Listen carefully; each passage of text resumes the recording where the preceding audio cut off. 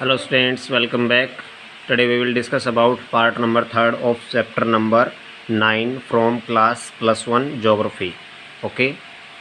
Now today we will discuss about the heat budget. Okay. Heat budget. Now you can see heat budget मतलब ऊष्मा का budget क्या है। Heat जो है इंसुलेशन होता है, सनलाइट होती है, उससे जो हीटिंग होती है अर्थ पर आती है। उस हीटिंग को कितने परसेंट में जो अर्थ है वो एब्जॉर्ब कर लेती है, कितना रिफ्लेक्टेड करती है, कितनी यूनिट्स उसको किस तरह से एब्जॉर्ब करती हैं, जिस पर हम डिस्कस करेंगे। ठीक है। The average annual temperature of the earth as a whole is neither decreasing nor increasing. ये क्लियर बात हमें पता चलता है कि एनुअल जो टेम्परेचर होता है अर्थ का, उसकी एवरेज अगर निकालते हैं तो ये कंप्लीट है कि न तो वो ज़्यादा डिक्रीज़ होती है और न ही ज़्यादा वो इंक्रीज़ होती है। ठीक है, एक लेवल पर लगभग बनी रहती है। It remains also constant.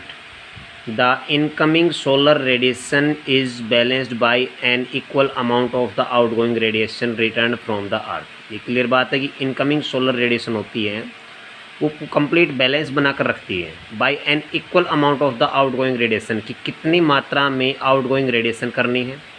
वो कंप्लीट इनकमिंग सोलर सिस्टम होता है, उसको कंप्लीटली बैलेंस बनाने का एक रेडिएशन सिस्टम है वो अर्थ के पास है, कि अर्थ को कितना एब्जॉर्ब करना है, कितना उसको रिफ्लेक्टेड करना है। ठीक है, ये नहीं है कि कंप्लीट जितनी हीटिंग आ रही है उसको कंप्लीट एब्जॉर्ब करते रहे। एब्जॉर्ब करते रहेंगे तो बहुत ज़्यादा हीटिंग हो जाएगी। A balance is maintained between the insolation received by the earth and the radiation returned from the earth. This is known as the heat budget. Very most important question आपका यहाँ पर 2 मार्क्स में बन चुका है, 1 marks में भी आता है। What is heat budget? उसमें आप मेंशन कर सकते हैं A balance is maintained between the insolation received by earth and the radiation returned from the earth.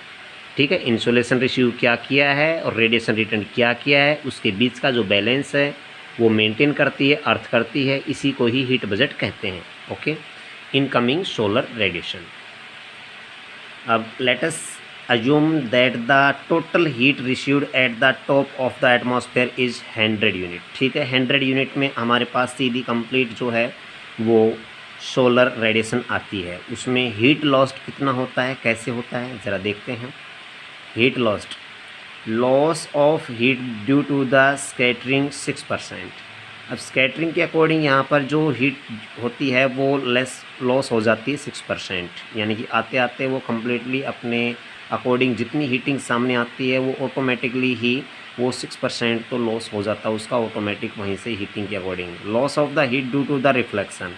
अब जो हीट का जो रिफ्लेक्शन में जो लॉस होता है वो कितना होता है, 27% होता है। वो किससे होता है, बाय द क्लाउड्स। ठीक है, आप समझ रहे हैं अच्छी तरह से। क्लाउड्स होने पर क्या होता है, एकदम से नीचे अर्थ पर वो हीट बजट बना था एकदम से वो कंप्लीट ख़त्म होने लग जाता है, और फिर एकदम से बादलों के हटने पर फिर एकदम से हो जाता है। कई बार वाइट क्लाउड्स होते हैं तो उसके रिफ्लेक्शन होने लग जाता है, उस रिफ्लेक्शन से ऑटोमेटिकली ही कभी कम और कभी ज़्यादा टेम्परेचर बनने लग जाता है। Loss of the heat due to the reflection. अब यहाँ पर सेम वही बातें आती हैं, बाई अर्थ क्या है, बाई क्लाउड क्या है। अब 2% है जो अर्थ के अकॉर्डिंग है, जो वह कम्प्लीटली जो रिफ्लेक्टेड करती है। ठीक है, रिफ्लेक्शन करती है, यानी कि अपने अर्थ पर आने के बाद में फिर रिफ्लेक्ट करती है दूसरी चीज़ों के ऊपर, उससे भी हीटिंग बनती है। Heat absorb by the atmosphere वो 14% है, पीछे हमने पहले पढ़ा था। टोटल लॉस होता है वो 49% का हो जाता है। जितनी आती है टोटल उसमें से 49% का तो लॉस हो जाता है। अगर 100% 100 यूनिट कंप्लीट अगर अर्थ पर आए तो शायद रहना बड़ा मुश्किल हो जाएगा। Heat received at the earth surface 100 - 49 is equal to 51%, only 51%। ठीक है, हीट रिसीव करती है earth, thus only 51% of the insulation reaches the earth surface. The remaining 49 is the reflected back, is known as the earth's albedo. Very very most important question, earth's albedo. What is the earth's albedo? The total ratio of the sun heating by the earth is called the earth's albedo. 51% insolation reaches the earth's surface, remaining 49% is reflected back. This phenomenon, this system, it is called earth albedo. Clear. Next outgoing, वो तो था incoming का, अब outgoing का percent में according 51 में किस तरह से है। Now start. By convection, by convection हमने पहले भी पढ़ा था, जो इम्पोर्टेंट प्रोसेस था पिछले प्रीवियस टॉपिक में हमने पढ़ा था। कोल्डर एयर होती है, descends down take the place of the earth होती है। ठीक है, हमने बताया था आपको कि जैसे जैसे डाउन साइड में जो विंड्स होती हैं, कोलर विंड चलती हैं, तो वो डाउन साइड में जैसे आती हैं तो ऑटोमेटिकली जो प्लेस होता है अर्थ का वो डाउन और टेम्परेचर होने लग जाता है। तो ये क्लियर है कि आउट गोइंग टेरेस्ट्रियल रेडिएशन होता है, उसको हम बात कर रहे हैं, जिसमें 51% होता है। ठीक है, तो उसमें heating up the atmosphere through this the out going radiation is called the process of radiation. ठीक है, तो 9% है। इवोपरेशन है, जो कि हमने पहले पढ़ा था इवोपरेशन का, वो 19% है, जिसको वाष्पीकरण कहते हैं। ठीक है, इवोपरेशन होता है कि जो नमी है वो हीट होकर के वापस एटमॉस्फेयर में उड़कर चली जाती है। ठीक है, उसके बाद में है एब्जॉर्ब बाय द एटमॉस्फेयर, वो 6% है, और radiation from the earth surface 17% में टोटल रेडिएशन 51% हो गया। ये 51% का, उसका 49% का टोटल यहाँ पर दिया गया है। कितना कितना कैसे कैसे वो, यानी कि रिफ्लेक्ट कितना होता है 49 होता है, वो आप साइड में बताया था। और अर्थ अपने पास जो उसके पास पहुंचता है जो सोलर सिस्टम का जो सनलाइट, वो 51% है। ठीक है, अब चलते हैं। Given out by the earth it can be seen that the total of 51 units of heat received from the sun is return back by the earth for the heating up the atmosphere, जो कि आप एक diagram के according भी उसको समझ सकते हैं, देख सकते हैं यहाँ पर। ठीक है, इंसुलेशन होता है 100 यूनिट्स में होता है। ठीक है, और अर्थ उसको क्या करती है, एब्जॉर्ब बाय द अर्थ 51 हो गया। ठीक है, और उसमें से रिफ्लेक्ट होकर के जो अप साइड में जाती है 14 यूनिट्स, आपको पता है कौन सी होती है, जो एटमॉस्फेयर के अंदर हो जाती है। ठीक है, एटमॉस्फेयर के अंदर, और बाकी उसके अंदर से अगर बात करें 35 है, 35 और 14 आप समझ रहे हैं अच्छी तरह से, टोटल कितने हो गए हैं, वो हो गए हैं 49। ठीक है, तो ये रिफ्लेक्टेड हो जाती है। तो ये कंप्लीट आप यूनिट आप समझ चुके हैं। ठीक है, now next new important question is after the heat budget explain the greenhouse effect of the atmosphere. Very most important question of this chapter and main topic of this chapter. Now start.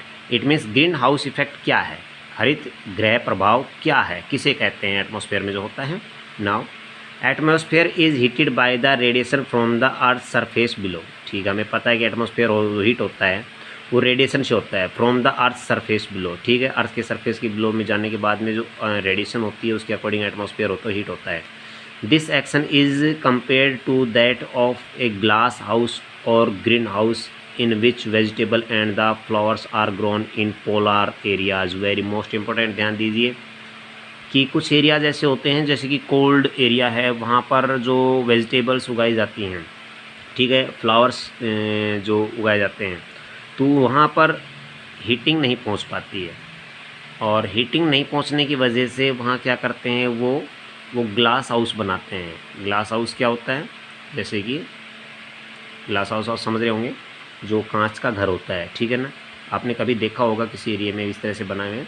तो glass house होता है वो बनाया जाता है, green house बनाए जाते हैं, ताकि उसमें ग्लास हाउस बनाने से क्या होगा, जितनी भी हीटिंग बनेगी सन से, वो डबल हीटिंग ऑटोमेटिकली अंदर साइड ही बन जाएगी। जैसे मैंने बस का एग्जांपल आपको दिया था, बस के शीशे बंद होंगे तो अंदर की तरफ कितनी ज़्यादा हीटिंग हो जाती है, सेम वैसे ही वहाँ पर हीटिंग बनाई जाती है, तब वो जाकर प्लांट ग्रोथ करते हैं। In which vegetable and the flowers are grown in the polar areas.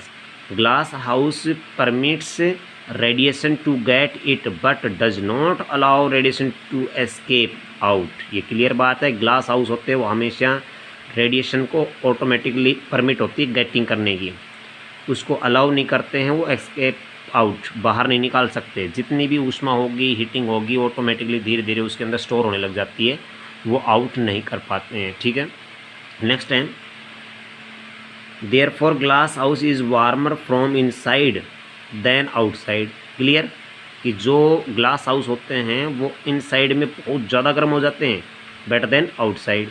Atmosphere is also act like a blanket keeping the earth warm. और एटमॉस्फेयर का भी ऐसा ही काम है कि एटमॉस्फेयर के बाहर जितनी भी हीटिंग लगती है उससे ज़्यादा ऑटोमेटिकली हीटिंग उसके डाउन साइड में, उसके इनसाइड के एरिया में ज़्यादा ऑटोमेटिकली बन जाती है। ठीक है, जिसको ग्रीन हाउस कहा जाता है, ग्रीन हाउस इफेक्ट। ठीक है, जिसे ग्रीन